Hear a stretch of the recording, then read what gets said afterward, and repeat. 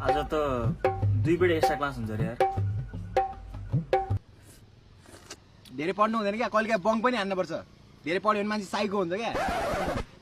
आज त 2टा क्लास मात्रै छ, मजा आउँछ।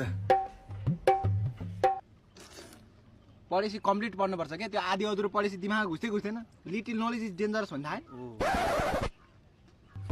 आज त न एक्स्ट्रा क्लास हुन्छ न 2टा मात्रै क्लास हुन्छ।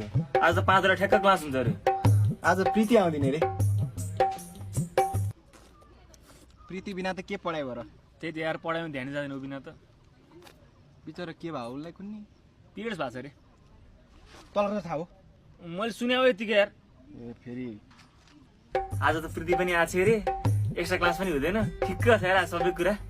त्यो त हो, तर आज पालिँदै बिरामी हुनुहुन्छ यार। साथी अति भएन र? अब त पढो यार, कहिलेसम्म यस्तो गर्ने यार? अबदेखि त पढ्नु थाल्यौँ यार, एक्जाम पनि आउन लागिसक्यो। यार अबदेखि त डेली आउँ, कति बङ्क हान्नु क्या। केटाहरू साइन्सको नोट गरिस्? आज त सरले मार्छ।